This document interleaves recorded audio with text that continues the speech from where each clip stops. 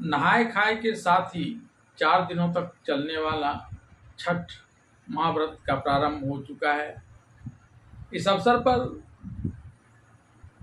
कद्दू भात से शुरुआत होकर खरना और उसके बाद प्रथम अर्घ्य और द्वितीय अर्घ्य के साथ यह 4 दिनों तक चलने वाला महापर्व माना जाता है।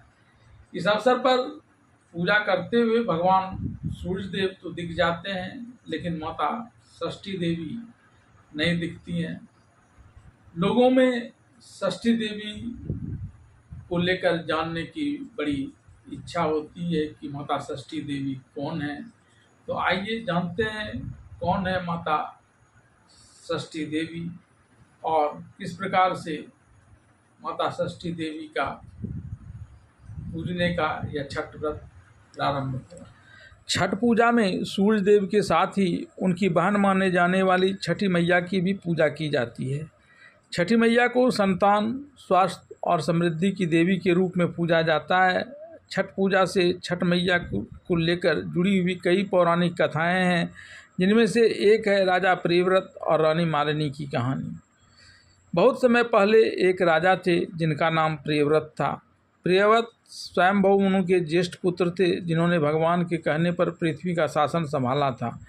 वे एक पौराणिक राजा के रूप में जाने जाते हैं। वे ध्रुव के चाचा थे और उन्होंने अपनी भक्ति और पराक्रम और ख्याति से यह प्राप्त किया था। उनकी एक पौराणिक कथा के अनुसार उन्होंने सूर्य की गति के समान रथ चलाकर पृथ्वी के 7 समुद्र और द्वीपों का निर्माण किया था। इतना होने के बावजूद वे बहुत दुखी रहते थे, क्योंकि उनकी कोई संतान नहीं थी। संतान प्राप्ति के लिए उन्होंने महर्षि कश्यप से सलाह ली, जिन्होंने उन्हें पुत्रेष्टि यज्ञ करने के लिए कहा। पुत्रेष्टि यज्ञ के संपन्न होने के बाद महर्षि कश्यप ने रानी मालिनी को प्रसाद के रूप में खीर दी।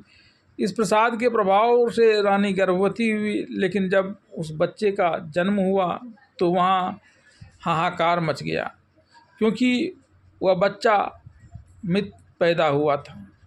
राजा प्रियव्रत इस बात को जानकर बहुत दुखी हुए। उनके दुखों का कोई पारावार नहीं था। एक तो बच्चा नहीं हो रहा था और उम्र के अंतिम पड़ाव में जब एक बच्चे ने उसके घर जन्म लिया तो वह भी मृत था। इसलिए वह दुख से इतने व्याकुल हुए कि वे उस बालक के औरस क्रिया भी नहीं करने दे रहे थे। बार बार उसे हृदय से लगाकर विलाप करने लगे थे। उनकी यह हालत देख जब संबंधी उस मृत बालक को लेकर उसके शवदाह के निमित्त स्मशान पर आ गए, तो राजा प्रियव्रत भी उस बालक के साथ ही प्राण त्यागने की कोशिश करने लगे। वे बार बार उसकी चिता पर जाकर लेट जाते थे और खुद भी अपना प्राणांत करने को उद्यत हो जाते थे। उनके इस दुखपूर्ण विलाप को सुनकर वहाँ एक देवी प्रकट हुई। उन्होंने कहा कि वह सृष्टि की मूल प्रकृति के छठे अंश से उत्पन्न हुई है, इसलिए उन्हें षष्ठी देवी कहा जाता है।